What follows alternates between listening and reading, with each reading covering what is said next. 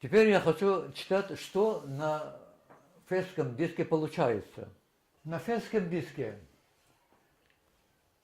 чтение начинается с центра первой лицевой стороны, где находятся два рисунка, которые дают оси. Оси – это верховный бык Пелазгов. Почти все уральские надписи начинаются со слова «халди». Начинается слово «халди». Это уральский верховный бог.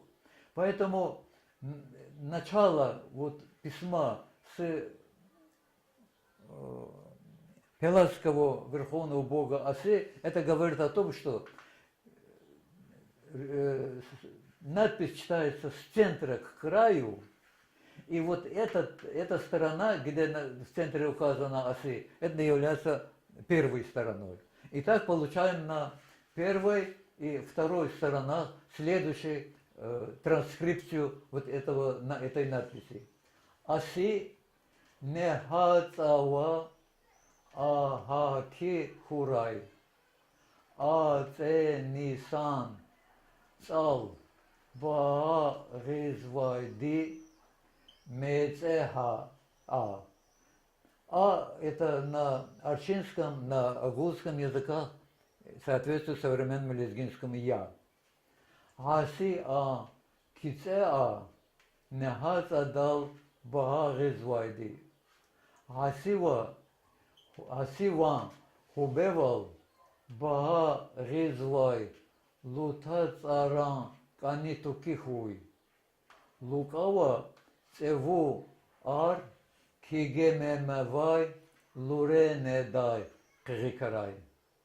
Кихеме а неру ахтис целуху анач канилхуй. Хузе ар укемека да недис гаhaкрай. Киаситай акедеурай. Рехи мир лухуз за китатаурай. Рехи мир кчухаз луху урай. Укакар чу мацехуй. Таце тувун таурай. Какаурай. Какаурай. Лагу цехаз минетарай. Какаурай. Хака заак китатаурай. Какаурай. Лагу цехаз минетарай. Чони рахатурай. Аке хülü ki çıkıray. Ki kakar mace huy. Huray. Beyadan oasitaz oasitan ka katsiuray. Сававай асивас укаме целхурай. Теперь вот этот текст можно перевести в русский язык. Пусть Оси будет властным, вечным в небесах. Кто подозревает огонь Осяниса, тот месеха, слабоумный, самодур. Кто подозревает силу небес, тот собака Оси. Лутацар, который подозревает мощь Бога Оси, пусть будет разбит в пух и прах. Пусть Лукав перевозит углей из Луриная, где находится Кигемен. Кигеме не мог сказать Неруаку: пошел вон, пусть проявляет любовь. Старейшины пусть убираются в проклятую родину Угамека. Пусть уходят из Киаса. А на обратной стороне: пусть не задевает меня, сказав не умирай. Не умирай, пусть скажет Кучуху. Укаки пускай будут вашим подарком. Пусть не оставляет, не задерживает дан. Пусть доставляет. Пусть умоляет пятнистую козу. Пусть доставляет. Пусть напрасно меня не задевает. Пусть доставляет. Пусть умоляет пятнистую козу. Пусть и нас оставляет в покое. Пусть Эгейское море смывает его гнев. Кикаки пусть будут подарком. Пусть злорадствует от развалившегося Уасита, ставшегося проклятым Феста. Пусть просит помощи у Оси, который находится в небесах. Вот этот русский текст и его пелазская транскрипция показывает, что этот диск отправлен одним царем к другому. Здесь ни отправитель, ни адресат не указаны. На первой стороне это какие-то указания. Например, пусть Лукав приносит угли из Луриная, пусть уходят старейшины в проклятую родину Гемека и так далее. А на второй стороне это требования с возвращением, с предоставлением дани. Вот несколько раз повторяется: пусть доставляет, пусть доставляет, пусть доставляет, пусть умоляет пятнистую козу, пусть умоляет пятнистую козу. Коза в лезгинской мифологии – это бог смелости, то есть будь смелее. Раз ты дал слово, и бери и выполняй свое обещание. И кроме того, здесь указано: не умирай, пусть скажет Кучоху. Кучох – это хурыцкий бог клятвы. То есть, раз ты дал клятву и не выполняешь, надо бояться от этого бога Кучоха, он тебя обязательно карает. Вот там мы обнаружили имя собственное Лукав.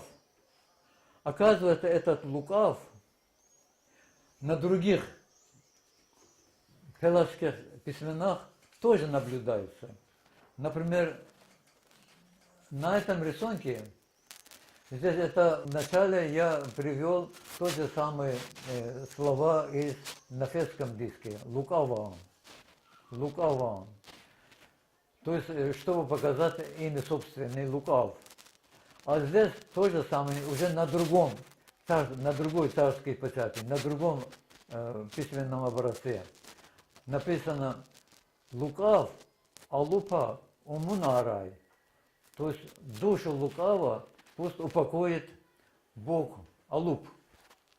Здесь с одной стороны мы видим, что Лукав умер, а там Лукав должен был принести угли.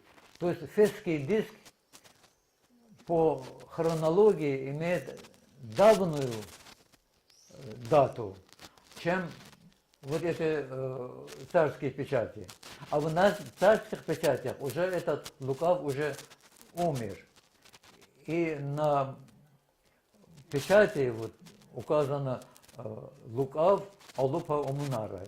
И с другой стороны, здесь мы наблюдаем слово Алуп. Алуп – это родоначальник лезгиноязычных народов, имеется в Алпанской книге. В Алпанской книге Алуп – это третий, четвертый потомок Ноя. У Ноя были три сыновья: Сим, Хам, Яфет. У Яфета был Таргум, у Яфета был Гемер, у Гемера Таргум, у Таргума Алуп. То есть Алуп – это родоначальник лезгиноязычных народов. Когда он отделился от отца, ему передали территории, начиная с Нижнего моря до Верхнего моря, с нижних гор до верхних гор. Мы предполагаем, что Нижнее море – это Средиземное море, Верхнее море – Каспийское море. Нижние горы – это Иранские горы, а верхние горы – это Кавказские горы. А здесь то же самое. Вот это очень хорошо обработанная царская печать. Вот на книге мы ввели вот этот печать как рекламирующий, как рекламу. Вот на первой стороне рисунка читается круговое. То есть Лукаван – это сул, леса на агузском, табасаранском языках сул, а на лезгинском языке сик. Ну, здесь подходит су. Лукаван сура Аполлонан Рахкуй. В могиле Лукава пусть сияет солнце Лукава, солнце Аполлона. Вот это Аполлон называется. Это арфа, музыкальный инструмент. Это панк, это лицевая часть рогатого, крупного рогатого скота, обычно укрепляется у домов, чтобы сберечь от сглазия. А это ло придает другим уже рисункам. Это лула, это мак, это плоды мака. Вот таким образом, до наших исследований ни одним исследователем не была найдена вот такая строгая внутренняя связь между рисунками и названием, содержанием этого текста. То есть непосредственно рисунки дают слоги, исходя из названия этих рисунков, а из слогов состоят слова, из слов предложения и из предложений весь текст. Все это очень хорошо и дешифровывается, и интерпретируется при помощи лезгинского языка. То этим можно сказать, что лезгинский язык это является хорошим, удобным ключом языком для дешифровки не только фесского диска и других пеладских письменностей. Пеладги имели 5 видов письменности. Это фесский диск, это уникальное штампованное письмо, иероглифическое письмо, линейное А, линейное Б и кипримунское письмо. 140 образцов всех этих письменностей нами дешифрованы при помощи именно лезгинского языка. То есть именно лезгинский язык сыграет роль дешифровать не только пеладской письменности, но и этрусской письменности. Родство пеладгов и этрускам это доказано. Это исторический факт. И причем дешифровка лимносской стелы. Лимнос это остров, где находится на Эгейском море, где жили пеладги. А на лимносской стеле надпись это на этрусском алфавитом. Этрусским алфавитом написана стела, где пеладги живут. То есть утверждаю, что кто может читать вот это лимносскую стелу, тот утверждает, что тот доказывает, что пеладги это и этруски, они родственные племена. Вот это пеладги, вот это письмо нами при другом дешифровке этрусского письма очень хорошо объясняется, что на лимносской стеле тоже читается письмо при помощи лезгинского языка. При помощи лезгинского языка читается египетское письмо, которое до настоящего времени читается буквенное. Оказывается, оно тоже слоговое письмо. Очень хорошо читается кавказо-албанская письменность и алупанская книга, которая относится к X веку. И новонайденные синайские палимсесты, которые относятся к II веку нашей эры, до принятия христианства. Это тоже очень хорошо дешифровывается и интерпретируется при помощи лезгинского языка. По-моему, все.